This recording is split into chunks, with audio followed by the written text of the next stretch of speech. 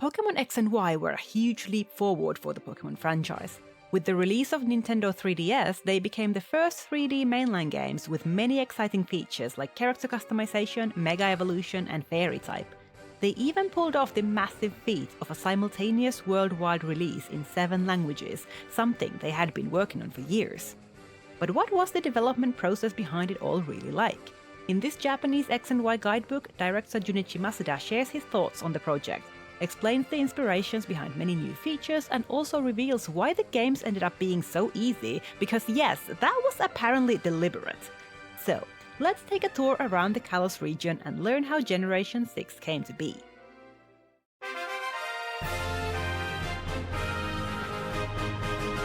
The keywords for Pokémon X and Y are beauty, bonds, and evolution. With the upgrades brought by 3DS, Game Freak wanted to show Pokémon and their world as more beautiful than ever before. The story and game mechanics revolve around many different bonds, not only between people but also between humans and Pokémon, as well as between Pokémon themselves. The last keyword, evolution, of course partially refers to Mega Evolution, but also to the team's desire to evolve the game itself to an unprecedented level. The Kalos region was of course inspired by France, one of the most visited countries in the world, and when Masuda went there himself, he was very impressed by how beautiful it was. When you look at colors, you can really see how the team aimed to express that beauty at every turn. For example, while tall grass in previous games had been simply grass, in X and Y some of these areas were turned into flower fields. There are many different colors of flowers, and depending on the color, different Pokémon appear. Another good example is the camera feature. The team wanted to create beautiful sceneries throughout the region so that the player would want to take a lot of photos of the main character. And indeed, Kalos hosts many of the most impressive landmarks in all of Pokémon. The concept of beauty extends all the way to the name Kalos. It means beauty in ancient Greek. Besides the themes of X and Y, Masuda is also asked about the common theme across all of the Pokémon series so far, and he says it is depicting an ideal world. We're trying to depict a good society where people and Pokémon coexist. It's a utopia that makes children think, this kind of a world, this society is great. We hope that by showing this, the real world will become a better world. And this truly is a beautiful sentiment.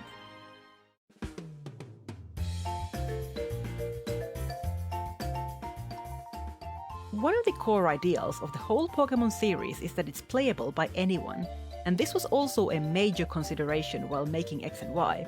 They wanted the games to be enjoyed by everyone regardless of age or experience, so several of the new features were each aimed at a different target audience. For example, Super Training, that increases your Pokémon's EV through minigames, was created with elementary school kids in mind. Players in junior high school and above know better how exactly to train your Pokémon to make them strong, but younger players don't yet understand the complexities of the game mechanics. Super Training gives them a simple way to enjoy the game as an action game and make their Pokémon stronger without reading and calculating IVs and all that advanced stuff. They just get to have fun on the level that makes sense to them. Masuda also says they always test the games by pretending to be a small child who doesn't know how to use the directional pad. He explains, "This reveals that even Pokémon games are surprisingly difficult, and we analyze all of this and come up with countermeasures. For example, if you make a person stand in the way and block the road, the player will proceed along the route we have set. We incorporate countless such ideas." A lot of effort was also put into making the games appealing to women. According to Masuda, there's a theory that when people want to play something, men think, "What should I play?"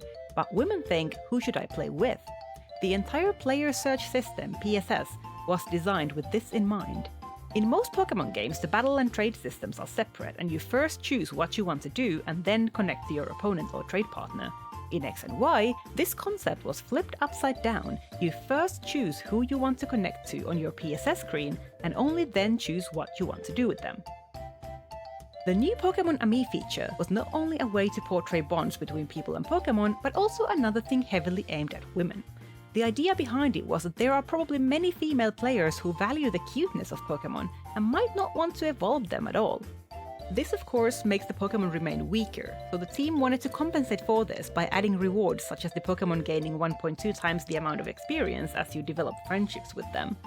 I think it's really thoughtful that they didn't want anyone to be left behind just because they wanted their Pokémon to stay small and cute.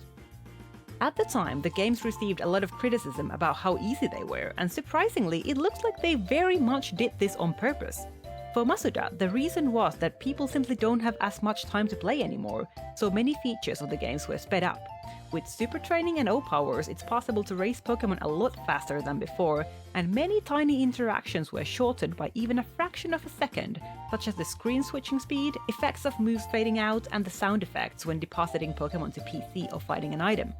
This is also why you no longer need to wait to get your running shoes like in previous games. You can run with the B button as soon as you start the game, and you also get the roller skates very early on. I'm not sure I agree with all their decisions, but then again, if I want a bit more of a challenge, I can always turn that XP share off.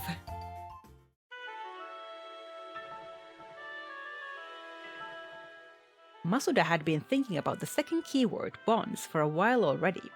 He thought that relationships between people were becoming weaker and more widespread than before.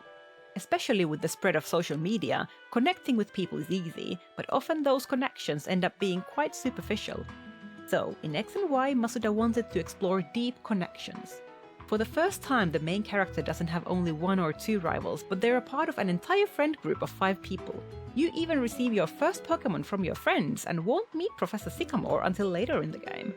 The bonds between the friends grow throughout the story, and the players will develop feelings for each of them. This is the bond between people that Masuda wanted to express. X and Y's new features like PSS and Pokémon Ami each showcase different kinds of bonds and connections. When it comes to the relationship between people and Pokémon, Masuda especially likes that it goes both ways. It's not just the player who helps Pokémon, but also Pokémon who help the player.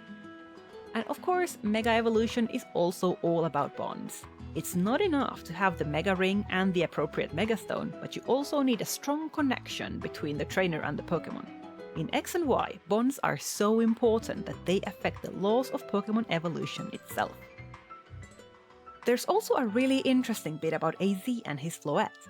While they're a big part of the X and Y lore and arguably one of the strongest bonds in the entire game, Masuda actually wrote the story of AZ at the very beginning of the development, before the keywords of the game had even been decided. He says, "I wanted to depict the relationship between a person and a Pokémon who live forever. I explored what it means to live for 3,000 years. AZ has lived a long life, so he has experienced countless meetings and partings with people and Pokémon. His way of life is another expression of bonds."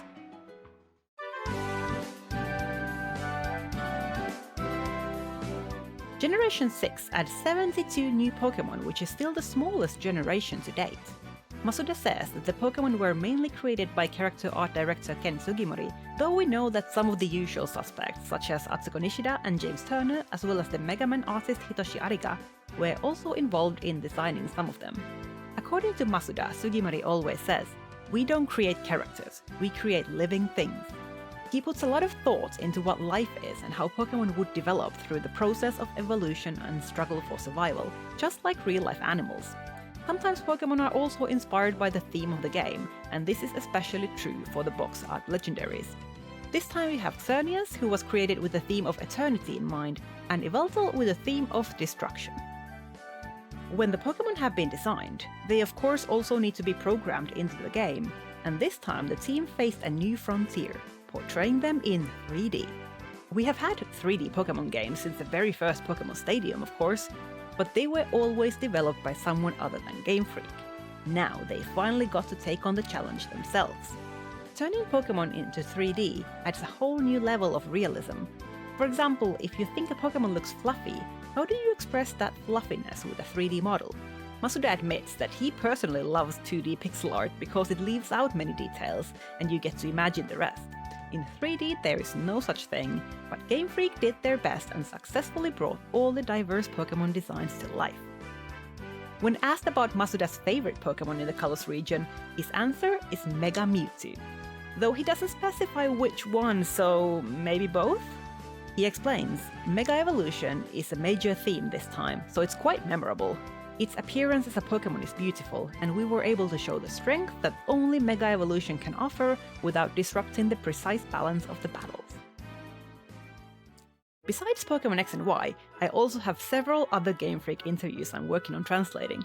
I think the next one I'll tackle will be Omega Ruby and Alpha Sapphire. So remember to subscribe if you want to know when that comes out, and while waiting, check out my previous video about how gold and silver were developed. See you soon!